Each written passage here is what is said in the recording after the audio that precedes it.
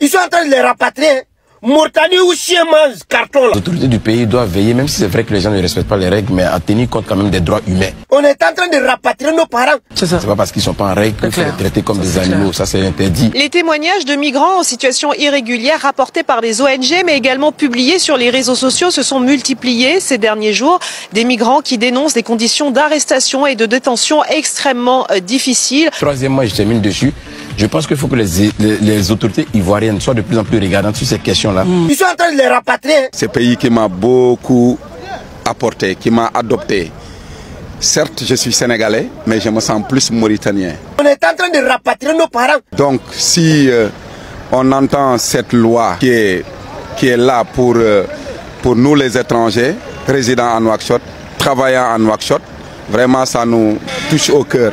De la manière, on nous disait qu'il y avait 15 000 migrants qui rentraient illicitement en Europe par la mer et qu'on les attribuait tous à des Ivoiriens. Et qu'après une mission de l'ONCIE, du ministère de l'Intérieur, on s'est rendu compte que sur les 15 000, il n'y avait que 500 Ivoiriens. Les expulsés ne sont pas contents et ne comptent pas se taire. Depuis leur retour forcé, ils multiplient les déclarations, dénoncent des conditions inhumaines et réclament injustice. Pendant ce temps, la Mauritanie, elle, reste silencieuse, sauf les ONG, tandis que les pays concernés, eux, s'organisent. Au Sénégal, au Mali et au Niger, l'affaire prend toute une autre ampleur. Que ce soit des manifestations qui ont éclaté, des leaders d'opinion s'expriment et leur gouvernement se retrouve face à une pression croissante. Certains demandent des explications officielles, d'autres exigent des mesures de réciprocité. L'expulsion massive choque et alimente le débat sur les droits des ressortissants africains. Pour certains, comment est-ce qu'un pays africain peut chasser d'autres ressortissants venant de d'autres pays africains? Mais la Mauritanie campe sur sa position. Selon elle, il s'agit d'une régularisation nécessaire, une décision souveraine qui ne devrait souffrir d'aucune contestation car c'est leur décision. Pourtant, sur le terrain, les témoignages se multiplient. Certains racontent des exclusions brutales, des séparations de familles et une absence totale de dialogue. La question est maintenant entre les mains des diplomates.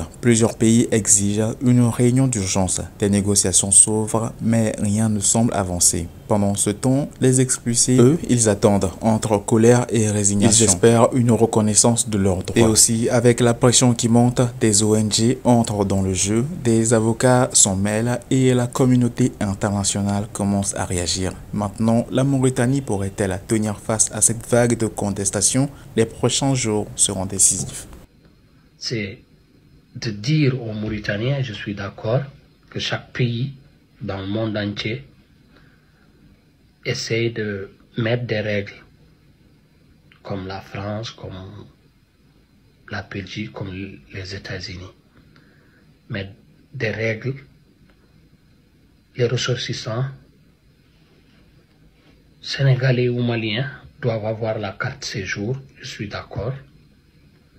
Mais la façon dont vous êtes en train d'arrêter les ressortissants africains, noirs, c'est ce qui est désolant. Parce que si vous voulez mettre de l'ordre dans ce pays, il ne faut pas juste viser les Africains noirs. Parce que si c'est être dans l'égalité, il y a beaucoup d'autres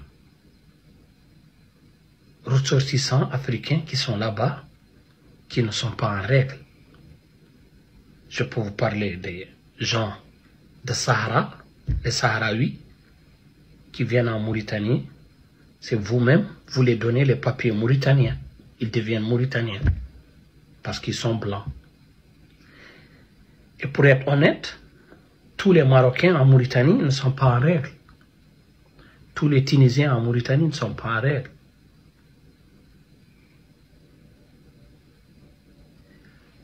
Les Syriens sont là-bas, ils marchent dans les rues, ils lavent les voitures, des enfants qui n'ont même pas 8 ans, qui n'ont même pas 10 ans, qui marchent dans les rues, à partir de Carrefour Hout jusqu'à je ne sais pas où, ils sont là-bas.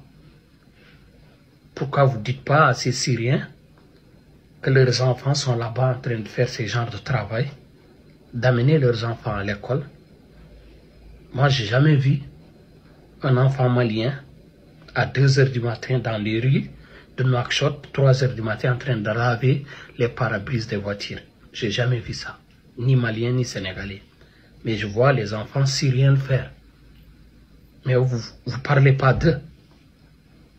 Donc pourquoi vous visez que les Noirs? Si vous voulez mettre de l'ordre dans ce pays, ne visez personne. Cherchez toutes les nationalités qui sont en Mauritanie, tout celui qui n'est pas en règle, ramenez-le chez eux. Mais quand on voit la foule, on voit que des Noirs et c'est pas normal. C'est pas normal. Je parlais en poulard. Bandirab Seylab, Sabi Berwado vidéo, c'est que ko kewi hande Mauritanie actualité jaho jonio e ben jetti baleb Sénégal nabe Mali nabe e ben jaggo ɗumen e jaltin ɗumen e nder galleji min mi wona contre leydi fawo chartuji parce que ɗum tagat leydi yaade mais chartuji ɗi foti waɗɗade ko kala étranger gonɗe wuro mais pas sénégalais, maliens et d'autres nationalités noires. Les Syriens, ils sont là-bas. Ils ne sont pas en règle, la plupart d'entre eux. Leurs enfants, à 3 heures du matin, tu les rencontres dans les rues de Nouakchott en train de laver les pare-brises des voitures. Les Sahara, oui, quand ils viennent en Mauritanie, ils ont la facilité d'avoir les papiers mauritaniens. Nous tous, on le sait. Des gens nés en Mauritanie n'arrivent pas à avoir les papiers mauritaniens, mais les Sahraouis, quand ils viennent, on les ramène, on les recense. C'est pourquoi?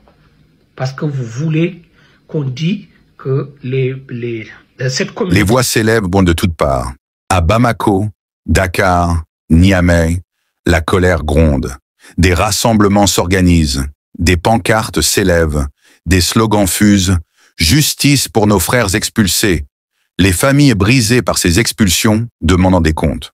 Comment un pays africain peut-il traiter ainsi des ressortissants voisins? L'AES observe, les chefs d'État suivant de près.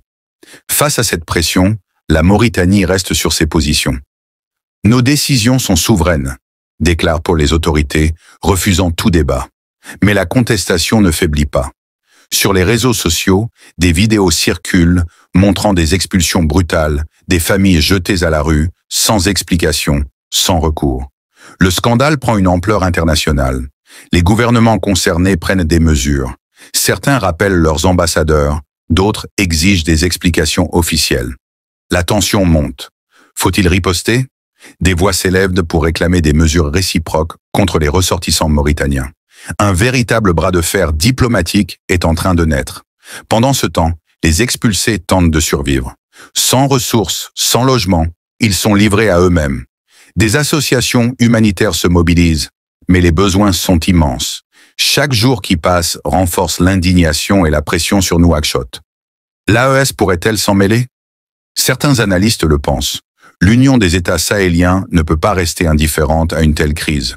Une réaction est attendue. La Mauritanie tiendra-t-elle face à cette vague de contestation? Ou devra-t-elle revoir sa politique?